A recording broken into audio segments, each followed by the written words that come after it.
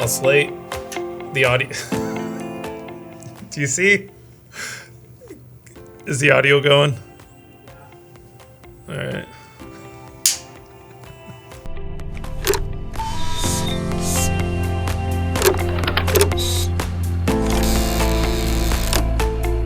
Welcome to the Immersive Lens, the podcast exploring the technologies reshaping how we live, work, and learn. From AI and virtual reality to creative media and design, we're diving into the tools and ideas shaping our connected world. My name is Paul Engin. Join us as we uncover the people and ideas driving the next wave of interactive experiences. And I'm Dave Ghidiu. This is the Immersive Lens. Well, Dave, a few things. First, let's introduce our special guest, and then let's get into how you're liking your laptop. What do you think about that? I think that's a fine plan. So we're joined here by Paige LaBarr, Assistant Professor of Computer Science. Thank you for coming. Thanks for having me today. So usually when we start off, we like to kind of do a hot take. And I don't know if you're aware, but Dave just got a new Mac computer. And I told you not to tell people, Paul. You know, I'm proud of him. You're proud of yeah. And you know what? He hasn't pulled out the Chromebook, so I want to know. I didn't even bring it today. You didn't bring it to school? I didn't bring it to school. Did you see him? He's Have you forcing seen himself him? to learn. This is how I test technology. So everything is cloud-based for you right now. Yes. So you are still using everything cloud-based? For the most part, I did install some software.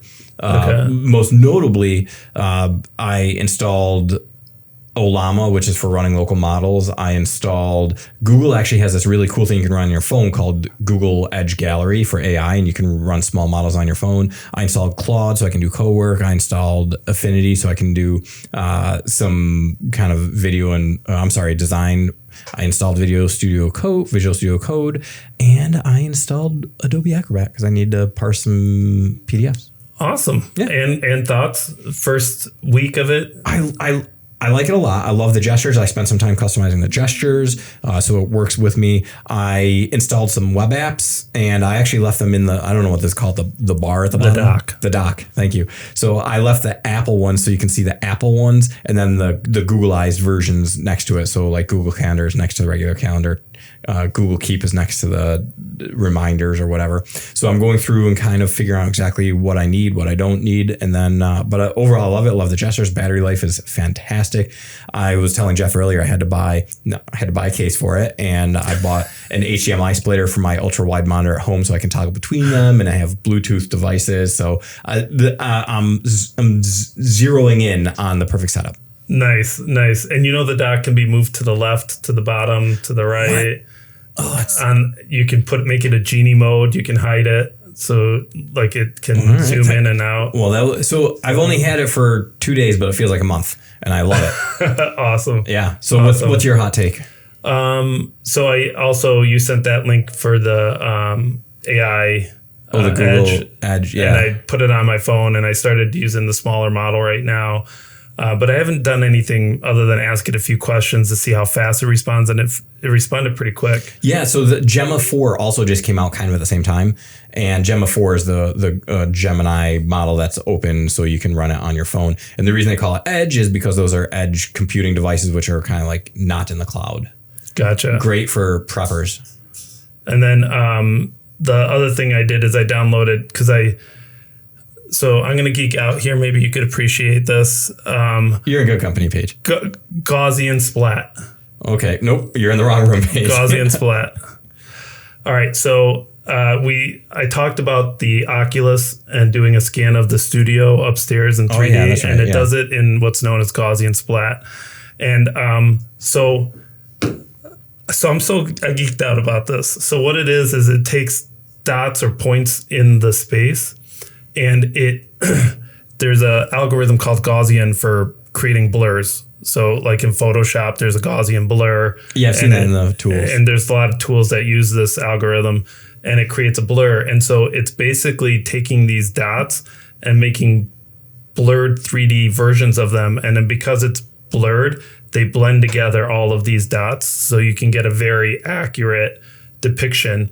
And it knows its location in the room physically. So when you move around it, the lights change. It's not baking in all the lights and the shadows. And so to make a long story short, I was like, okay, well, I want to try to bring this over. So I downloaded something called the Scaniverse on your iPhone? On my iPhone. And this, you were talking about this because you did that with the studio, our upstairs. studio, because I want to try to get a VR representation of it.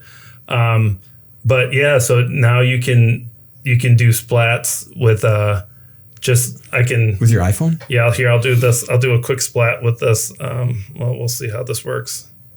It may not like it. Paul right now is taking a Gaussian splat of his coffee mug. I'm trying. Is this telling you when to turn this, or are you just choosing to? I'm just turning it right now. I to probably get messed it up. Yeah, I think I messed it up because I need to move. I don't think I can move it. Oh, you need like a lazy Susan or something. Yeah, or I need to move around it. Yeah. So, all right, move around the subject. Paige, while this is happening, are you thinking about your hot take? I need to have one. Anything new that I've tried with tech? It doesn't even have to be tech, but yeah. Do you see the splats, by the way, Paige? Do you see how it's forming? Yeah, this is cool. Do you see it, Dave? It looks kind of like a horror movie. Like I can see. So Paul is kind of putting his phone around the coffee mug, and it looks like it's made out of like ice cream of the future, like those ice cream dots, and they're kind of like articulating in a way and kind of clustering together and starting to be a little bit more refined. But it does look like something out of like a horror movie. So it's processing now, but it's going to calculate it out, and then maybe I'll put it on as part of the video so you can see it at the end. But I thought it was a really cool technology, and to think that you can do it with your LiDAR in your mobile phone. Oh, it uses LiDAR. Right, for the distance from the phone, so it knows where each of the pixels are. That's cool. All right, so holy sidetrack. Yeah. Paige. Wait, what's your hot take, Paige? I just use the Merlin ID app made by Cornell. It's for identifying birds. Oh. And you can identify through sound or image. And I think it's one of the coolest apps I've ever used. I'm so impressed with the speed, and the birds can be pretty far away from you and it can still detect the audio. So you told me you left the phone out for 20 minutes? No, 20 seconds. Oh, I 20 told you seconds. to leave it out for 20 minutes so you can get a wide variety of birds. Oh, so we'll capture all the burbs? Mm-hmm. Okay. Cool. It picks the birds, like it'll show an image and give you a little description. After you download the app, you have to set your location so it knows what's available in your location roughly based on the time of year too. So there will be a little calendar for each bird with what their peak season is. You can also view a map to see where they live year round and where they are seasonally. But that would be an amazing app for bird watchers, right? It is. I went to the Mueller Field Station on Friday for a Wonder Walk and Wonder. Yeah. And a lot of the people there had way more experience than I ever have with identifying birds. And I'm like, I downloaded it after because they said that's a place where they'll fact check if they're not sure if they're correct. So that's cool. Pretty awesome. Oh, and that's really cool. The Mueller Field Station is an FLCC campus. It's satellite campus. It's kind of, it might have a better term than that. The southern end of Canandaigua Lake, right? Honeywell Lake. Thank you. And they just did a reno there, right? Yeah, in a few weeks. So by the time this podcast is released, it might be open, but there's a new bunkhouse. I got to see the inside of it. It was nice. How many beds is there? So you can do weekends, right? Or overnights? Yep. They have some different events coming up already. Some are open to the public. Some groups can reserve the space, but it's really nice. I mean, for someone like me, I don't love real camping. I like clamping. I love nature, but I love a nice clean shower and sleeping in a bed. So I feel like this has the potential to blend the best of both worlds. Cool. That's awesome. And what happens if there's multiple birds? Do you get a list of all the birds it hears? And you can see them in order, and then I recorded about 20 to 30 seconds, and then you can play it again, and it will light up when certain birds are detected. So it'll have a list. Oh, that's and awesome. Then you can save the clip or you can get rid of it. If it's, I would imagine years from now when I'm a pro at this, I'll be like, oh, okay, I was right about that bird, and I might just delete the clip. But now every time I get a unique bird, I am keeping the clip. You should vibe code an app that's like flashcards except audio bird calls. That's unique. I'm like open to your idea on that, but Doesn't sound like it. I'm like 50% open to that idea. She's saying no, Dave. She's saying no. All right. So, well, Paige, can you just tell us a little bit about yourself? Sure. I love bird apps. I previously taught high school math and then got into teaching computer science. Okay. And in that time period, vibe coding really did not exist yet. Sure. And I mean, I loved teaching it. I felt like even then there were a lot of real world applications, but seeing how much these tools have changed is incredible. And then after that, I did a few years as a school administrator at a middle school, and I was an adjunct here at FLCC, and now I'm here at FLCC full time for my first year. All right. How are you liking the computer science department? I hear there are a bunch of, Awesome people. great people. Computer nerds. Yeah. I guess I'll ask you the first question here. What is your must-have tool as far as AI or otherwise goes that you would use on a daily basis? I have a long list, but I'll try to get to my top 5 or 6. Okay. My first 3 are Gemini, Claude, and Microsoft Copilot. So that's Google, Anthropic, and Microsoft. I would consider those tools to be competitors with each other, but I use them all a little bit differently. And I might say in plain language, it's like choosing different friends to hang out with, but I also feel like I should say these aren't friends. These are just tools that can do tasks. So Gemini, I really like because I find Gemini to have a lot of background knowledge, obviously the access to Google searches and other things like that. Gemini is very creative. I really love Claude for projects. And if you want to do some long-term planning, I think Claude has been the best for content creation, for courses that have some content that is more challenging and not just at the intro level anymore.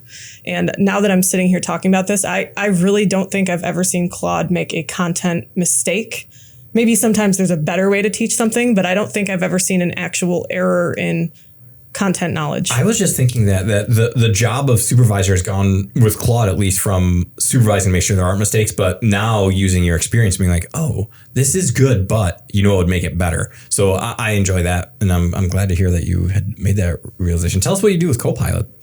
So Copilot, of all the tools that I have in my list, was probably my least favorite AI tool when I first started using it. Like my first experience, I typed in a couple prompts and thought this was awful and I'm never going to use this again. So I say that to give credit to Microsoft for improving the product. But I have found, one, a lot of institutions use it with a license so it can keep your data more safe than some of these other tools where you're just storing something maybe anywhere with anyone's access. But my most recent use of Copilot that surprised me was for people that are on a tenure track here. We have to keep track of all of our professional learning and we have to upload it into this platform called Watermark. And I spent a lot of time so someone said keep track of your PD, but I just put it in an Excel spreadsheet, PD? Professional development, professional learning, workshops. And then I realized in one day, I have not put any of this into Watermark. It's all in a spreadsheet. So I need to put it into Watermark. And then this was shortly after Spotify Wrapped came out. So Spotify Wrapped is when you can see your year in review of listening to things on Spotify, which Apple Music now has a music in review or some other similar name. But I thought, what if I had a Watermark Wrapped where I could see all of my learning for the year and what were the themes? What are my areas of growth? So I took my spreadsheet and I uploaded it into Microsoft Copilot and said, give me my year in review for professional learning. And it gave me a slideshow that it answered a lot of the things I had in mind. What were my hot topics of the year, which were AI and accessibility. That did not surprise me. But then it looked at the presenters and it ranked who did I spend the most time with. And then some of the sessions I provided more info around descriptions, but it had these are things that you've spent a lot of time on. Maybe you could consider leading in some of those areas. And then sometimes it said on another slide, here are some things that are current hot topics that you did not have learning in. So look for this in the future. Some of those were relevant, accessibility, you did this and this, but maybe try that. And I just thought, wow, I could have spent hours analyzing that spreadsheet to make some bar graphs, and it just gave me information instantly. That's cool. And it gave you suggestions for where to look at in the future, like for next year. Or that's awesome. That's really great. And it's interesting because Copilot is one of those. I told Dave this. I think it's a sleeper. It's one of those it's integrated into all the platforms that most businesses use, so it could easily turn into Gemini in some regards because it's already integrated into that. And going back to Gemini, I don't know if you guys saw this commercial that they just posted this yesterday, but it had a thing that said, Gemini can do this. Order me a cup of coffee or something like that. And you know what it says? And I want to see both your take on it. It says, you don't have to say what kind of coffee you like. It will go in your email and do assessments on the type of coffee that you've referenced in the past. And then I'm like, all right, see, this is the problem with Gemini, is that you're allowing them to go through all of your emails and all of your private information. And I just wanted to get both of your thoughts on that. I don't know. Did you see that commercial? No, I haven't seen it. I'm okay with that. You're okay with that? But I would love to see what the results are for me. I'll probably try that later, only because I don't have exactly the same coffee order every time. Mm-hmm. So it'd be interesting to see what my category is. But I did see a different Gemini commercial this past weekend around interior design, which was also really interesting because it's something that I've talked to different people about as a use of Gemini. And I did wonder, am I seeing this commercial on my device, and is everyone else seeing the same one, or are the commercials we're seeing personalized? I don't know. I think we will get personalized commercials very soon if we're not getting them right now. And do you think, though, that interior design, do you think it goes through your photos and it makes assessments on what type of style you like and bases on that? Maybe. I don't think Gemini has access to all of my photos right now. But interestingly, I just joined Threads. It's similar to Twitter in its behavior with different posts. Is that from Meta? Meta. I think so. Okay. Yeah. And I saw that a user on there posted, I would call this maybe a side room in a house, a room that doesn't really have a purpose, but it's not quite big enough to be a living room. It's not small enough to consider it to be a closet. And so she just posted this empty room and said, what should I use this room for? And all these different people from all over the world were responding with ideas of a plant room, a reading room, just a room to sit and read. There were probably 5 or 6 amazing variations of that. So it'll be interesting to see where that's headed. And when I first saw that, I'm like, oh, you're really going to upload a picture of a room in your house? But seeing the potential for results, it was neat. That's really neat. Yeah, and that's a cautionary tale between the privacy and security versus convenience. I know for Google, I've been using Google for quite some time. I trust them as a broker of my information, so they never sell my name, but they will give me ads that are relevant to me. And in some ways, maybe that's better than getting ads of things I don't care about. Maybe it's not. So it's like another circle I can't square. But I know that you can decide if you want to have access to, say, your email or not. Okay. Yeah, it was just interesting because then it reminded me of the video of like, oh, this is a great idea to show like, you know, you can find dogs. Oh, the ring. And then the ring. That was their undoing. Yeah. And then it was like, oh, wait, is this going to be something similar? So I just wanted to get your thoughts. We'll go back to it. So what are the other applications? You mentioned Gemini, Claude, Copilot, and then do you have other apps? Yeah, the next 2 are still in the Gemini neighborhood. So Google Vids is a video application tool by Google that I would say in my world, it's maybe 6 months old, but I know for others, it could be something completely brand new. And if you're comfortable with using Google Slides or PowerPoint, I would say it's a very simple learning curve to onboard with Google Vids because you work in scenes, which are very similar to working with slides. And one of the benefits of Google Vids, which I'll be curious to see what this podcast sounds like when it's done, is I tend to say and like a lot.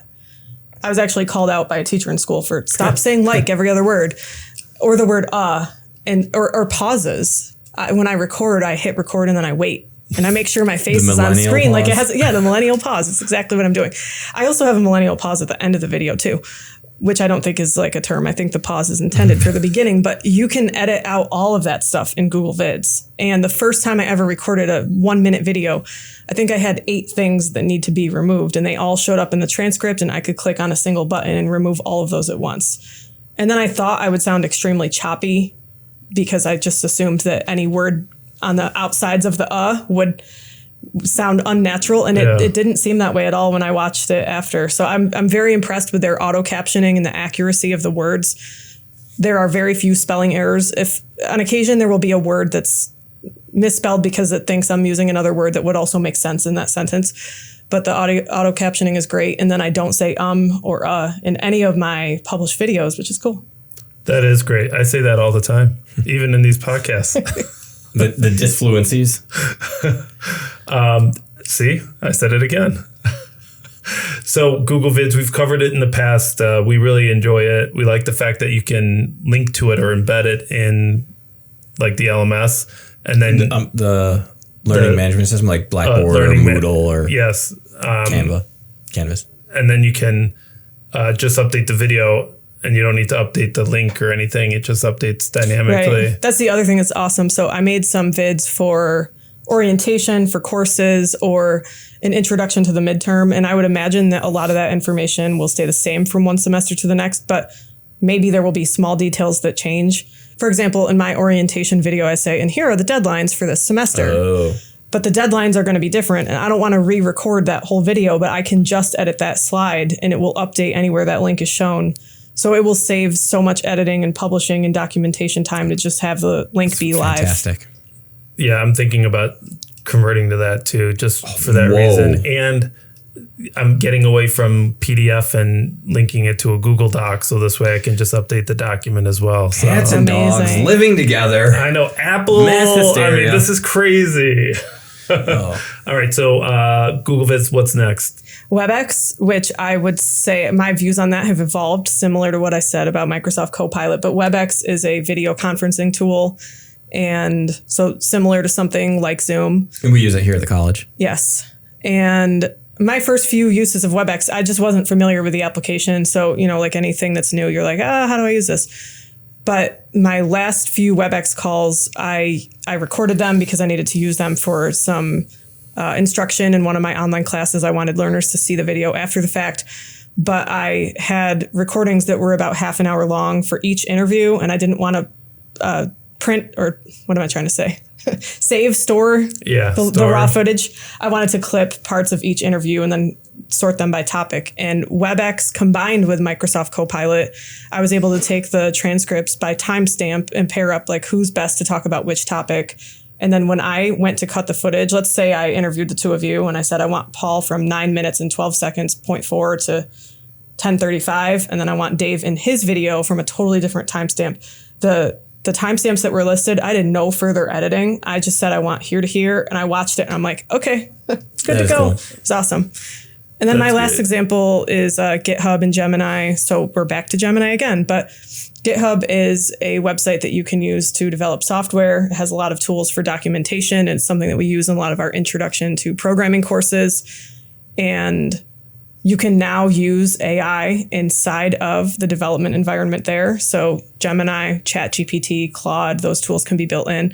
And I've started to use Gemini and GitHub together for vibe coding, where I'm just writing in English. And that's been really fun to be able to write code faster. And I would say better at times for any reason I want.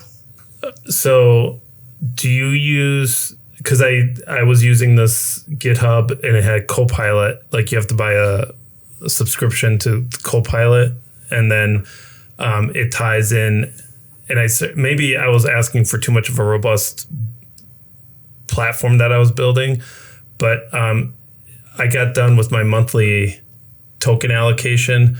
I think within a half hour of using it in Copilot GitHub. Yeah. Are you using that, or are you using like GitHub locally, and then on Visual Studio you're using Gemini? I use GitHub code spaces, so the development itself is in a browser, but I'm not using GitHub Copilot, so the AI portion of that is powered by either Gemini or Claude, or potentially something else. There's so many. This is an interesting topic because there's so many combinations of how you can develop that it's it is overwhelming to have over 300 large language models to choose from and not know which one is necessarily the best. Yeah, I agree. I'm always trying to like go one way or the other, and we talked about this in another podcast, but identifying what works for some things and then kind of shifting and figuring out what you gravitate toward. Very good. So we got Gemini, Claude, Microsoft Copilot, Google Vids, WebEx, GitHub with a little bit of Gemini love as far as the repository for the coding and the vibe coding, right? Awesome with that. And WebEx, I know it's interesting because a lot of people just use WebEx for one aspect, but I record all my lectures. I upload it, put a link to it so the students can see it. And they even have little plugins where you can do video casts from your video right on WebEx. and you can do chats, you can set up meetings, you can do so there's a lot more to WebEx than just that one aspect. You could do polling. So lots of different things you can do with it. I know I even get messages from people like instant message. Yeah, they have their own instant messaging system. Yeah. And I'm like, oh my gosh, I got to have this open more. Yeah, well, I'll tell you what I hate about that is that's the only messaging app on my phone where it won't capitalize first letter automatically when I start typing. WebEx? Yes, I can't stand it. One other benefit of WebEx that I feel like is worth pointing out. So I'm new to teaching here, and Carrie Brewer, who's our department chair in computing sciences, she has previously taught a course that I'm teaching now, and she recorded all of her classes. And I know 98% of the content in the course, but on occasion we'll get into something that I'm like, oh, I haven't done that. One of which was setting up our online textbook. It just had a lot of steps when students went to register. So she recorded these 2-hour videos of class in case a student was absent, and I could go into the recording and see the AI generated overview, all timestamped. So I knew at 1 hour and 10 minutes into this class, she's going to start talking about the textbook, and I could jump right to it. And instead of watching her for 2 hours, I watched for 11 minutes and I was ready to go with that part. Does it have like an interface where you can ask a question and say, when does Carrie start talking about the textbook? I honestly don't know. Okay. I haven't used one if it does exist, but the summaries were really, really extremely clear with what's about to happen in that segment of the video. Cool. A lot of educators are still hesitant about all these tools. And when you first started integrating AI into your workflow, what was the moment that made you a dedicated advocate? Assuming you are a dedicated advocate. I think you are. I think I am now. Okay. But initially I wasn't, which is why I think this is a super interesting question, that I was in that group of, what does this mean for teachers, or what does this mean for academic honesty? And I had one particular class of primarily seniors in high school that were extremely strong students. And they would come into class with just this extra knowledge or these other questions that they had answered since the previous day. And eventually one student showed me a conversation that he had with an AI tool, which I think was ChatGPT, but I can't visualize the screen. This was probably a few years ago. It was early on in the AI. Yeah, it might be 2021 or 2. So that's ChatGPT 2. Probably. Yeah. And I read through his whole conversation and thought, wow, it's like he has a personal TA that's also not disrupting the rest of the class. There's no out loud conversation, and I was okay with that idea of you're going to learn all of the side questions that are popping into your head, and you can get an answer for that. And that was a student that happened to be pretty advanced. But then I said, whoa, how did you learn about this? And he said, well, my parents are using AI at work. And it turned into a few other students jumping into that conversation saying, yeah, my parents are using AI too. And they were working in different industries. And in that moment, I'm like, whoa, if we don't start at least talking about AI in school, and then we have to get to using it, we're doing a disservice to all the students whose parents aren't using AI at work.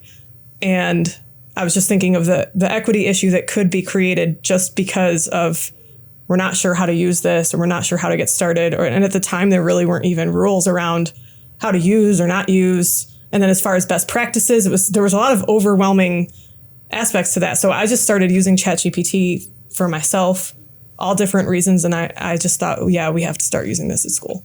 And look at you now. You're an AI expert. Sometimes. You know what's interesting? Last night I had my son was doing American history. Sure. And they had 100 questions that they have to try to answer. And 100?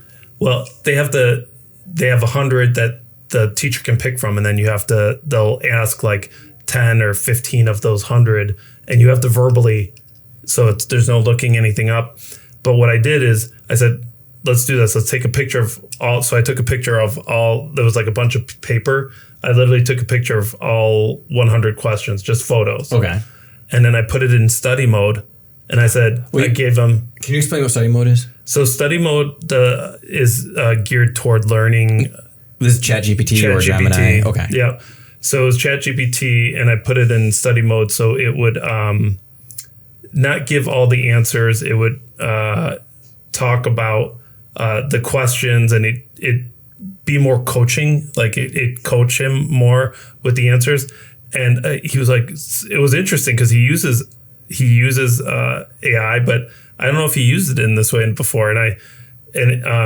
it's got a modality where you can click the button and just talk to it, and you can say, okay, give me the next 10 questions, and then it would just give the question and you verbally answer it. Oh, that's and cool. Then and now that it's not connecting right now, but we could if it connects, I could do a quick see if we can answer these questions. But next time you're doing some kind of academic studying or whatever, you should look at Google's Learn LM. Yep, that's your homework. All right, man, you're giving me homework already.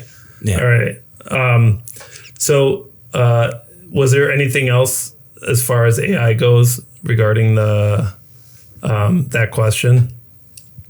I don't think I have anything huge, but I think just seeing how AI is in so many areas now, I think it's totally fine to establish an opinion on your own about being anti-AI for whatever reasons you have at a personal level, but to not learn about it at all, I think you could set yourself up in a position to be very behind, at least in the category of technology, if not more. The other thing that came to mind, which I didn't realize, I saw this problem, but maybe not at a super conscious level until Dave brought up the SAT tutoring that was available through Gemini. Yeah. That's really high quality. So you listen to the show then? Yeah. Right. Yeah. Friend of the pod. Yeah, definitely. But I think similar to, the students whose parents are using AI at work, there are students whose parents work in the field of whatever it is they're learning. So if you're learning math and your parent is an engineer, they could probably help you with your Algebra 1 homework very easily. If your parent struggled in math and just says to you, I struggled in math, that can develop how you feel about the subject. So I think in that area of like being concerned about equity, having access to AI is like having a private tutor in your pocket if we're talking about a phone, or just available on a laptop, which I think can really change how you feel about any subject. I agree. I think that's a great point, that you can use it as a private tutoring. You don't have to pay, because I think you even said you were doing SAT courses. Yeah. Right. And now we can do it right on our phone. Yeah. Or computer. I know tutors that charge $50 or $100 an hour, and now you can do $20 a month. Are you kidding me? Yeah, it's great. You're or right. Free. Or free. Yeah. Or free. Yeah. So, consider this thought about AI: lowering the floor for entry and raising ceiling for innovation. Can you share a concrete example of what that looks like for a struggling learner? Sure. I'll share an example that hits a struggling learner's concerns academically, but also that student that's so advanced that they could be bored out of their mind and just lose interest in that way. So when I started teaching teachers in the summer, I worked for Project Lead the Way, which is a STEM curriculum company. And they're very big on the APB approach, which stands for activity, project, problem, as how they set up all of their STEM courses. So they offer courses in computer science, biomedical engineering, and engineering.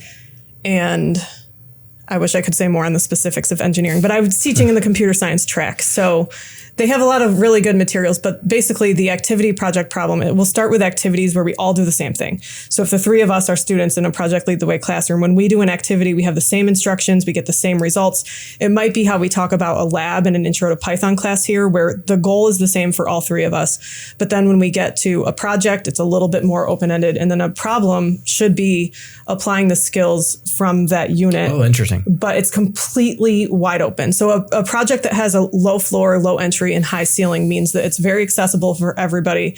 Every student in the room is going to be appropriately challenged, and we can all incorporate our own interests, even if we're using our own skills. So this comment around AI can lower the floor for entry and raise the ceiling, I think it just means that it's going to make positive impacts on both ends.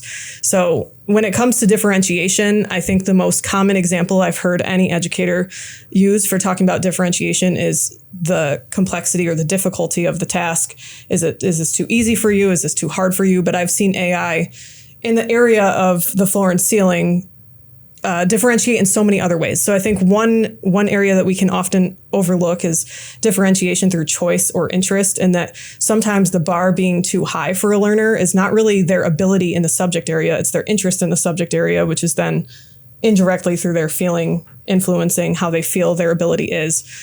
So I've used AI to get different ideas for open-ended projects for classes where I have this vision in my head of what I want learners to do. And then I'll say, here are the 6 skills I want a learner to use in Python or Java or whatever it is I'm teaching. this is my view of the project. If I was a student, I want to make a project that does this. But what are 5 other ideas that could accomplish this task with the same skills, but keep it open-ended? And then really, if you're getting to that project tier, you're not even giving the students the choice of 6 different tasks. It's a completely open-ended task that then they can take it in their own direction. So really infinite choice. To me, that signals the autonomy and gives the learner kind of space to explore and not be constrained by any guardrails, which I think is a lifelong skill that people need. So like we're talking about procedural and declarative knowledge, but I think this is more attitudinal knowledge that like, oh, I will encounter problems that I don't know or can't fathom, but I feel comfortable that I can now attack them. Whereas before, when I was growing up, they were like, this is the problem, this is what you're going to do, and this is how you're going to do it. I was like, okay, and then I do it. So this seems like it's a much more robust life skill. This is interesting. The AI kind of removes that shame. There was a study that was done for girls in coding, and they had a class, and they have several girls in the class that were doing coding. And then at the end of the class, they would look at everybody's, and it seemed like several of the girls didn't do any programming. But what the teacher did is do a Command Z, and they actually did a lot of coding. They just didn't feel comfortable showing their coding because they didn't know. It was a interesting perspective. I would also say that's an extremely common behavior around really young learners. Whenever I've done a field trip into a 1st or 2nd grade classroom, if students are realizing there's a problem in their code, it's just they have this initial reaction to delete absolutely everything and start from scratch, which, hey, that can be a strategy that works at times too. Yeah. But I think the removing shame part, we would all love to say as educators, like, oh, there's never shame in my classroom. Like I'm always open to students that struggle, but there's always more to it than that. Like maybe the class discussion is on a completely different topic and you have this lower level question that you just know it's maybe not the time or place for it because it's very off topic, and it can give you a chance to say, I have this other question, or sometimes you just forget information. And it's helpful to go back and see, okay, the other piece to this, not necessarily shame related, but going back in time. At the community college level, sometimes we have learners that have taken a decade off of, the last time they saw 7th or 8th grade math that might be relevant in their program related to time of day or something of that nature. It can be a quick refresher in a review course on, I need to use this skill in this other program. Can you walk me through how to do this? And it's a personalized review. So if you're picking up on it very quickly, the questions can shift to become more difficult. And if you're struggling with it, you have some time. Another thing I love related to the floor, just the entry level. Several years ago, I watched this video. There's a Harvard professor that teaches a course there called CS50, which is an introduction to computer science. I've taken it. Yeah, it's a great course if you want to learn a variety of CS skills. And his name is David Malin, and he was interviewed by Wired Magazine in this interview series they do called 5 Levels of Difficulty, which, by the way, I remembered his interview, but I could not remember the name of it. And I used Claude. I described the whole thing, and I said, please help me find this actual interview because the interview is great. But he walks through the same topic, which was algorithms, and he explains algorithms to a child, teen, college student, grad student, and expert. And I feel like you could take that same approach for learning any topic of your choice. And so I like to use this prompt with learners of explain this topic to me like I'm 5. Sometimes the shoe doesn't fit because you're trying to you're taking an actually complex topic and you're going too far back in time. If you're trying to learn a cybersecurity topic and it's like, suppose you have a pair of red shoes and a pair of blue shoes and your friend walks in wearing yellow shoes. It might not actually translate into what it is you're trying to learn. But sometimes a prompt similar to that, explain this to me like I'm a complete beginner, or explain this to me like I'm interested in this and this, and I have a little bit of background in that, but I need to become an expert on this topic. It's a great way to learn vocabulary and learn terminology before you just dive into the expert level. And it can relate it to what your interest is based on your background. Yeah, I think show explain it as it's a theme park if you're, like roller coasters or something like that. And AI will... Right. That's awesome. And I think the benefits are very similar on the upper end. So, as a teacher, I'm not an expert in every field ever, but my goal is that if you're writing a program in Python or Java, that it can have a real application. And if your application involves physics or amusement parks or whatever it is that interests you or is related to the goal of your program, I probably don't know the fine print of all of that. And so using AI can make sure that you're, following what makes sense in that subject area and that you're saying things that are accurate. Cool. Yeah, that's excellent. Paige, how can school leaders genuinely support their faculty in moving from AI curious to AI capable without just adding another task to their plates or initiative fatigue? And I'm going to preempt this question by saying, like, I don't necessarily know that, like, this is not a judgment that people need to be AI curious or AI capable. So in a world where people want to learn more about it, how can school leaders do that? I think your question is still very ideal because I think all types of people still exist in all institutions. Sure. Of AI curious. There's something about that term that says you're curious about AI and you want to learn about AI. AI capable means you've got some of those skills down already, but there still is that other group that does not want to learn AI that might have some very valid reasons related to their current opinion. So I think one aspect of your question was that this is without adding another task to their plates. So I visualize a plate of food. And I mean, I'm personally okay with just going to get a second plate for dessert or whatever. But I think if you want to say, I'm going to add this to your plate, you have to identify what it is you're taking off the plate too. So say, if this is actually going to help you, how does it really help you? My example for this is not AI related, but this is true for me that when I was first using Microsoft OneNote, which is like a notes app. I think it's probably one of the best products they've ever made. With live notes. As a teacher, you can organize your notes by chapter. You can have all your notes be live. That was a very hard application for me to learn. And I really don't know why, because it's kind of complicated. A lot of technology I pick up very easily. And I was just lost in the different ways to organize your notes. And there were so many tabs and I would take notes one day and I couldn't find them the next day.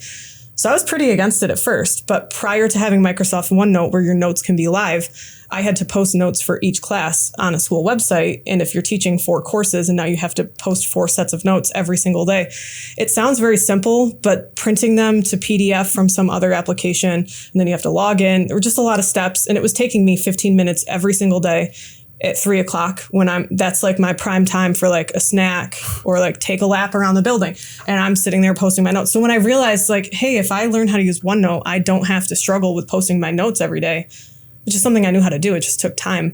I'm like, oh, OneNote is worth learning. And then I started learning other features in it. So you just need a little bit of motivation and then you can motivate yourself when you see all the beauty of it. But I think one way for school leaders to help their faculty move in that direction is in the year 2026. I'm sure there's somebody in the school doing something awesome, no matter which school it is. So have them showcase some of their uses. And I have some different examples here. Some are middle school related because I'm coming from middle school. So these were done by colleagues that I've worked with. The high school one is a little bit of something I did in the past with how I would do it in the future. So middle school social studies, for any K-12 subject area, there's a great tool called Magic School AI, and it's intended for elementary and secondary education. But there's this tool where a teacher can set up a character chatbot. So I see this being most popular in social studies, but you could absolutely use this in a science course or something like that. And you can upload notes about how you want this character to behave. So the character could just be, your helpful classroom tutor. It could be a historical figure where the students can interview that person and get their take on different events. There are a few things that I love about this. One is that the teacher can control the scope of the assignment. So even though there are students that love knowing every fact ever about a person, you might not need to know every fact ever for the scope of what their role was in that time period or the unit of study. And I just think that's a great interactive way to review. One note I wanted to have about Magic School AI's chatbot was in the past, this was really presented as the persona of that character. So if you said you're going to interview Albert Einstein, this thing would talk to you like Albert Einstein. And it was just kind of how it went. But now Magic School has this whole disclaimer of things you can talk to with your class. So it's clear for students at their developmental level, we're talking more K-12, that they're using a tool and that this is a chatbot for learning, but this is not the real Albert Einstein, or you are not making a friend. This is not any kind of person relationship. It's strictly a tool. This is going to be a really niche question, but do you know if they did that in response to, say, news stories or internal research? Like, do you know why they changed that? Or I have an article that I shared with you on blog post related to student safety and companionship, and I think the gist of it is that current research and really going back to brain development and developmental appropriateness, but making sure that students really understand what that tool is. That gives me hope that these companies, are doing the right thing. And we'll be sure to link to that in our show notes.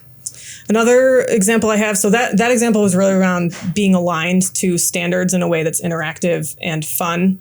I'll just, as a side note for my first example, when I was a brand new teacher, staying aligned to standards was something that I struggled with, because I might know the content and I might have this really fun idea, but I didn't know where the start and stop was of that standard in that course for that grade level. So I think that can also help with just scope in general. My second example is around saving time. So sometimes there are skills that last for several decades, but the examples. So if a math teacher has a lesson where some of the examples are outdated or they're using older terms, or there's a word problem that talks about floppy disks and students today that are 12 years old have no experience with floppy disks, you could take an old set of word problems and just update them and say, make these culturally relevant for a student in the year 2026 in this town. Make them about Taylor Swift instead of floppy disks. Sure. Or maybe there's something tied to your location where they could add in some make it local info. Yeah. My other example is around high school math. So my time teaching high school math, I think, there are a few different books that reference math as America's least favorite subject. And I'll say, as a former math teacher, and it's still I'm a math teacher at heart, that it is easy to teach math in a way that's dry and in a way that leads students to, how will I ever use this in real life? So one of my examples was around step functions. And to be totally honest with you, I did not know how step functions could apply in real life the first few times I taught them. A step function visually sort of looks like a staircase where the stairs aren't touching, but there's some kind of increase or decrease in values and they can jump different levels. And I probably got a 100 on a test on step functions, and I could not tell you how to use them in real life, which is really embarrassing. But I looked up how are step functions used, and I found out that discounts at stores, anywhere where you can go earn points with an account, those are often step functions because you might have, earn this many points and you can save $5, or earn this many points, save $10. So I started graphing the reward systems at different stores that I shopped at. And their steps. And I found out which stores, when is the time you want to use your points, because sometimes it's a step function, so it's not perfectly linear, but some behave in a more linear fashion where saving up, there's no benefit. But it's very tempting when you're at the store, if the cashier says, hey, you have $2 in store credit, do you want to spend it now? You might need to wait a little bit, and that $2 will jump to $5 and it will jump to $20. And there are times where, depending on how you're shopping and where you're shopping, there's strategy to this. Yeah. So, and we've talked a little bit about surveillance pricing, but I wonder if they're going to do this like surveillance rewards bundling. Yeah. And so if you're about to jump to the next level, they'll really try and get you to spend it. And because I always get that, because I always say you have $1 or $2. I'm like, just use it. Now I need this app that you're developing. Yeah. So then when I looked up more recently, what are all the other ways this can be used? Anytime you're using shipping and handling, probably has a step function involved, parking garages, phone plans. So I think depending on maybe the age group you're teaching, or what are the stories behind the students you're teaching, or you could take a topic like this and say, open up whatever the tool is that you're using as a class, enter some of your interests, and let's find out how step functions are relevant in your life. Sure. Very cool. So outside of work and academics, what is the most surprisingly fun or creative way you've used an AI tool recently? I have a few different examples. One of my favorites, so I already talked about the bird identification app, but I do like nature. I'm just not very experienced in it. Nature's to me kind of more about just going out there and seeing how it goes. But there are a lot of plants that I don't know. And in January, I took a trip to Amazon Spheres, which is in Seattle, Washington. And if you're ever in Seattle, go check it out. I'm going this week. It's free, but you have to book online. It's a very competitive type of. You could check and see if there's any availability. Amazon Spheres? Yes. Okay. So they have over 4,000 different species of plants. And there was a plant there that looked like this. If you'd like to provide some alt text for our listeners, this is what the plant looked like. It looks like a single helix or like an old phone cord that's kind of spiraled, like a spring. Good description. The only difference between Dave's description and the plant was that the plant was white. I actually wore this hair tie, has the same appearance. I call it like a phone cord appearance. But this plant, I believe it's called like a colloidal suspension. Sounds good. I was debating with my friend that I was there with. We were visiting, and she said, that's a plant. And I said, no, that's some man-made object. That's like, this is part of how this place is built. That's an Amazon material. That's not a plant.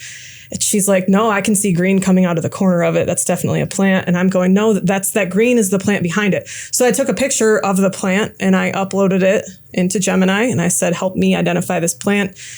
Gemini named the non-scientific term has like corkscrew in its name, but it brought me to a link with the scientific name so I could go read more about the plant. The other thing that I found really beneficial about that is certain plants there have little plant cards where you can read the name, the native area, and where this plant does best in terms of geography and growing conditions. And that was unmarked anyway, which is part of the whole reason why our debate was happening.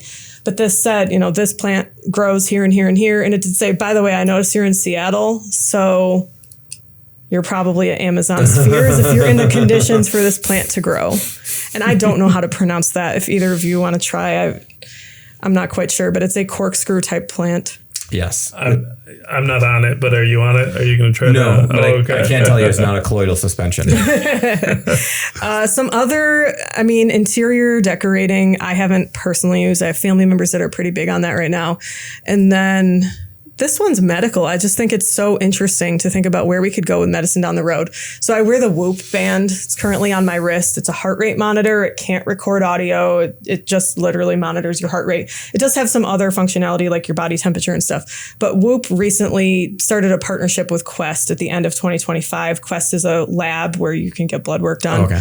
And in their partnership, they take all of your data and combine it. So your day-to-day data, like your heart rate and your steps per day, can now be combined with 65 different biomarkers from your blood work.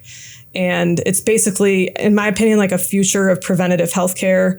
And, you can learn a lot about yourself by doing something like that. And you can see trends in your own health and things where you thrive relative to your gender and age and things that you can work on. And I also found it helpful because, I don't know, like if you don't have a current problem, you might not be able to get information. And so it's just a way to be preventative with your own health.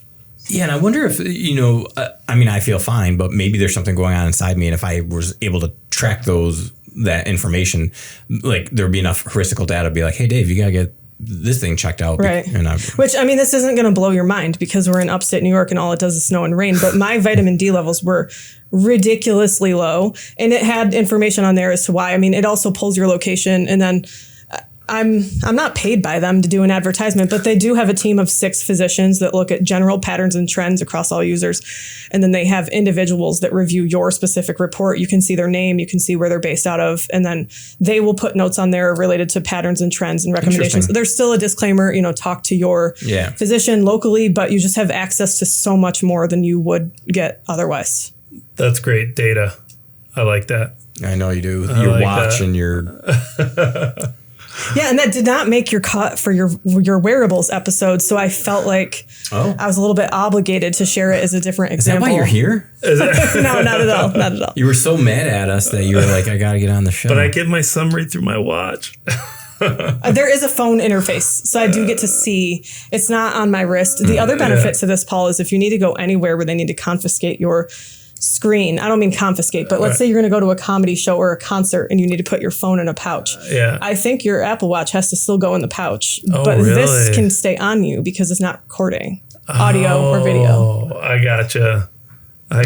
Speaking of which, Paul, a lot of schools are now flummoxed with how to deal with the meta glasses that you were showcasing the other day, and concerts too, and exactly what Paige said, because sometimes it's not even obvious that you're wearing them, and we're at the bleeding edge of it, so people might not be looking for them. Right. That's really interesting, but I love that this is in conjunction with blood work too. You said so it ties it all together. I think that's a really added benefit, and I see a huge health. And that's what they've been pushing a lot, right? The AI is going to help heal all of these ailments or these issues, and they'll be able to do all of these studies very rapidly, and everything should be expedited as far as healthcare and finding solutions to a lot of problems that we still have. But it's interesting. Step one, consumer based. So. Now, can I ask you, because the interior design, are there free AI related apps that you've been using for that? Because I always picture, I should be able to take a picture of my living room and say, make this a modern blah, blah, blah, blah. Is that? I would guess that there are some really specific to interior design applications. I've just used Gemini, and I've seen other people use Gemini. That thread that I mentioned where somebody posted, help me update this room. I read through a lot of replies to try to see if I could tell from the watermark of the image where it was generated. And I mostly saw apps that I could recognize. So some of the bigger ones like Gemini. And there were a few that I did not recognize or didn't have a watermark, which makes me think there are some other tools out there that are interior design specific. Got ya. I did use Gemini with you did an mediocre results. Maybe I just don't know how to use AI. I also think it could be fun. Maybe you know what you want to do with the room or whatever it is. You could test it out because paint swatches to me, and I'm saying this with someone with no formal interior design experience, but it's like putting a Post-it note on your wall. It's not controlling what the whole feel is going to be like after this giant project. So you could say, do I really want the whole living room to be maroon or navy blue or whatever color you're aiming for? And you could see the result before you spend a bunch of time and money making a choice you may or may not like. I will say this about Gemini and my bad experience with it, because I feel like I understand AI quite a bit, but I was trying to redo my office because I just got a new office, and it came up with something that was kind of cool. And I think because I don't know anything about interior design, I didn't use the right vocabulary, but the second picture, so I think I was asking the wrong question. This is just another reminder that, you need the human in the lead. You need to lean on your experience. And it was clear that I have no experience with interior design or even the vocabulary, because some of the stuff I was getting was really wild. And I'm showing you images right now that aren't even that wild, but like some of these other images were like, no one in the world would ever want a desk like this. Like, why are you sending it to me? I was like, oh, it's probably because I didn't even prompt engineer properly. So there's just a reminder that like prompt engineering is a skill and you have to lean on your expertise. And I want to make a point that in the photo that Dave is showing us, there's a coffee machine. There's no computers. There's no nothing, but there is a coffee machine. It's a Keurig, and I don't even have a Keurig. Well, it's interesting because it looks like in the corner of that photo, there might be a door and that you can't really get to the door. Yeah. And this is another one that it came up with where it was just like really wild. I was like, this isn't even a desk that could possibly exist. Like a T. It looks like a T sticking out of the wall. And I'm like, there's no... anyhow. All right. We've gone on far enough. Thank you so much, Paige, for coming into the Immersive Lens. Yeah. Is there anything that we forgot to ask you that you want to mention, or anything, or a recommendation you might want to make to students or to faculty around AI? Well, this is interesting because I was recently asked about a recommendation separate from this podcast, and my recommendation elsewhere was to listen to this podcast. Hey, all right. So it feels weird to recommend the podcast on the podcast. No, you can do that. I've learned a lot of interesting things. I've learned about tools that I haven't tried, or I've learned your take on the tools. And interestingly, a lot of the episodes I listen to, whatever I'm thinking is what Paul says next when he's asking for like, what are you talking about? During the hot takes, Paul always says stuff, and I'm like, oh, that's kind of cool. And then that week, I'll read 16 articles about it. I'm like, oh, Paul is on the bleeding edge of bleeding edges. I'm lucky. Yeah, but honestly, not because I'm sitting here in the room with either one of you, but I try to stay relevant, and I feel like you really have some current things. The other thing that I've used to learn about AI is AI. Like, I'll just type into Gemini or Claude, hey, I'm trying to learn about this. Give me all the news articles from the past 2 weeks. It's really helpful. And then that's great. So you just ask AI the question. Don't be afraid to use it and see what it gives you. I think that's really cool. Well, Paige, thank you very much for coming in. We really appreciate it. We're running out of time here. And maybe in the future, if you develop some more things, would you be willing to come back and chat with us? Sure. I can also recommend another 20 people between now and then. and maybe when you can vibe code that app with the bird calls and the memory game. When I've studied. So what I really have wondered, and this is like, I'm running around too many sections of my brain right now, but I feel like, I don't know if you've ever seen those videos of people that can imitate bird sounds. Oh, yeah. So like if your imitation can pass the Cornell test. It's like the Turing test for your bird sound abilities. Interesting. Then that's when you know you're really good at imitating bird sounds. Okay, it's probably a time for me to wrap it up. So, my name is Paul Engin. And I'm Dave Ghidiu. If you enjoyed today's conversation, be sure to subscribe, and you never want to miss an episode. And let's be careful out there, folks. And share it with a friend or colleague. Until next time, stay curious, stay connected, and thanks for looking through the Immersive Lens with us. This episode was engineered by Jeff Kidd, and I saw Hugh Laird back there. And then he ran off. He did run off halfway through. We scared him. Recorded at Finger Lakes Community College Podcast Studios, located in beautiful Canandaigua, New York, in the heart of the Finger Lakes region, offering more than 55 degrees, certificates, micro-credentials, and workforce training programs. Thank you to Public Relations and Communications, Marketing, and the FLX AI Hub. Eager to delve into passion, discover exciting and immersive opportunities at www.flcc.edu. You're back, baby. You're back. I'm back. As part of our mission at FLCC, we are committed to making education accessible, innovative, and aligned with the needs of both students and employers. The views expressed in this podcast are those of the hosts and the guests and do not necessarily reflect the official position of Finger Lakes Community College. Music by Den from Pixabay. This is the Immersive Lens. Thanks again. We appreciate it. Thanks, Paige. Thank you.